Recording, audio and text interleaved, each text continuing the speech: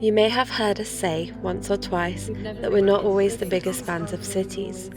To us, they can be somewhat overwhelming, embodiments of the fast-paced capitalist world that we are trying to escape. But we're beginning to believe that we may have been too quick to make that judgment. After all, cities were created, amongst other things, with the purpose of bringing communities and resources together. They are, in a sense, hubs of human life. And although in this modern day we have a few reasons to be against them, we do appreciate how you can wander through a city and encounter such a diverse variety of people, all going about their different days, walking the streets that are paved with the footprints of all the generations that came before them and made the city what it is today. A place that exists simultaneously in the present and in the past. Being an outsider to a city, or a tourist as you might say, changes how you experience it. You are, for the most part, an observer, and although you might participate, it's difficult to truly experience a place in just a few short days. But that's okay. That is travel. Being an outsider, an observer, a tourist. It's experiencing each place through your own eyes, romanticizing it, perhaps criticizing it, and above all, we hope, learning from it.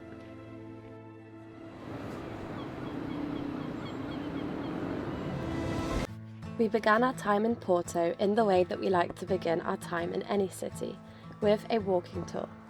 Put plainly, it's the perfect introduction to any place, typically led by a local, filled with interesting historical insights, surprising facts, and personal anecdotes.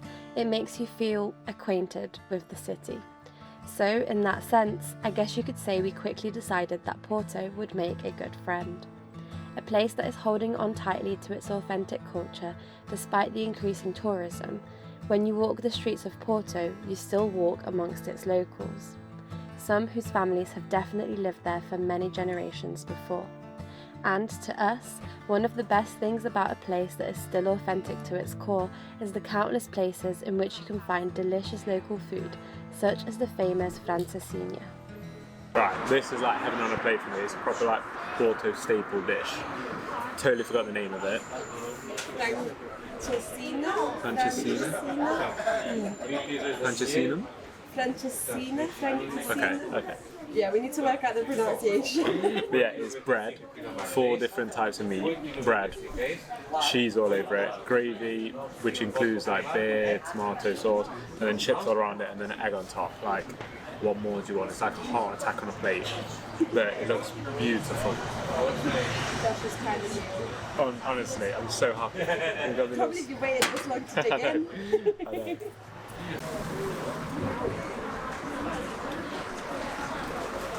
Unreal.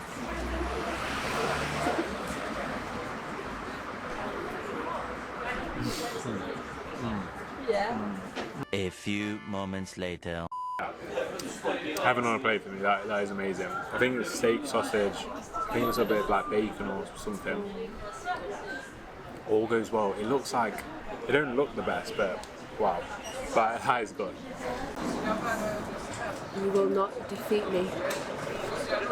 Our next stop was the famous Livraria Lela, one of the world's oldest and arguably most beautiful bookshops. We were told that this was the #1 tourist attraction in Porto, which strangely made us worry. Were we just following the crowd, ticking off the tourist checklist? And yet, you can't deny its appeal. The almost regal decor, spiralling staircases, and endless shelves of books. It is, really, quite special and beautiful. You happy now? This is like a reward for me for getting through that bookstore shop. We was in there for like an hour, and we was at the counter 3 times, and then Julie was there like, oh, I'm not sure about this one. So this is my little reward. Cheers. For our final stop that day, we headed up the Clérigos Tower. We had accidentally timed this visit perfectly for sunset, but a bit less perfectly when it came to the bells, which only ring a few times a day, ringing during our ascent up the tower. Ironically, we had been warned that this is not a sound you want to experience from inside. But once the ringing in both the tower and our ears had stopped, it all felt worth it for these views.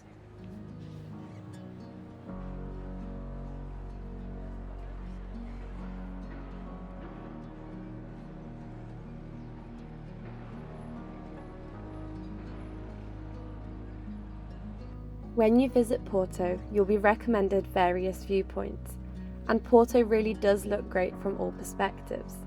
Whether you're viewing the countless red rooftops from high up in a tower, or scanning your eyes across all the colourful buildings from across the river, there's truly no bad spot to take in the sights that this city provides.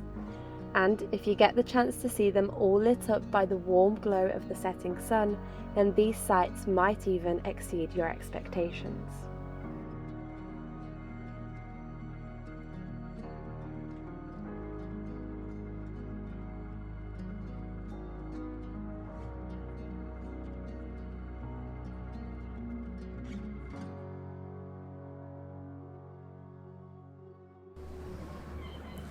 Good morning. We are back in Porto for our last day of exploring today. Yep. Today we're going to focus more on the areas alongside the river. So both this side in Porto, which I believe is called Riveria, and then this side of Villanova de Gaia, again, might be pronouncing that wrong, which is actually a separate city on the other side of the river. Most people think it's Porto. We have no clue. No, I didn't know. But And there that's we go. the side with all the port sellers, and we've booked in a little port tasting later on, which we'll show you guys. But yeah, I'm excited for that. Yeah, I bet you are. I'm very excited for that. Porto is really nice. Like, it's taken us by surprise. Like, obviously, Not as big you heard in city the people. previous thing, we're not really big. Yeah, like you say. Yeah. So But we actually Porto is really good. like it. So yeah. All right, let's carry Show you on. around the river. Let's go. If you've ever seen a typical postcard photo of Porto, it will most likely be a perspective of the city's old town along the riverfront. And it's understandable why this has become a symbolic image of Porto. After all, much of the city's historic success has been the result of its location on the Douro River, making it renowned for its integral role in the world of port wine. And perhaps it is this picture-perfect ideal of the Ribeira area that attracts so many tourists, because that is mostly who you'll find here, dining in the restaurants or strolling along the waterfront. The other side of the river, however, in Villanova de Gaia, felt different, full of locals selling handmade goods, unique art installations, busking musicians, and providing an even better view of that postcard-perfect riverfront from its lesser touristy side. Not only this, but here is where you'll find the reason that attracts many to visit Porto, the port wine cellars. Along the riverfront, you'll find the big names, but we, however, opted for a smaller, family-owned cellar. If you've got anything booked in Porto, make sure you save a little bit of time extra, because Porto's hills are very unforgiving, and us being us, we didn't read that we had to be there 10 minutes earlier. So, after a meal like that, it's not the best thing, but hopefully we can make it for the tasting. But yeah, top tip, always leave a little bit of time, and don't go for food before. And Juliet, the same thing's happened. Every time I get a camera out on this road, there's so many cars. It was peace and quiet for a good 5 minutes before I got this out. Anyway, I'm gonna put it down so because I can't talk anymore. That's all their vineyards. We made it just in time. Yep, ready for that. Oh my god, port wine. I can't even think, I'm so tired. Yeah. We ran up that hill. The port cellar tour was incredibly interesting, and the port tasting even more so. Sadly, we couldn't film inside, but we did get a few photos which clearly illustrate how enthusiastically we felt about this experience. We have just got back from the port wine tasting. It was a really good experience. Couldn't have wished for more, to be fair, from the family-run business that it was, and definitely would recommend it if you are in Porto. Yes.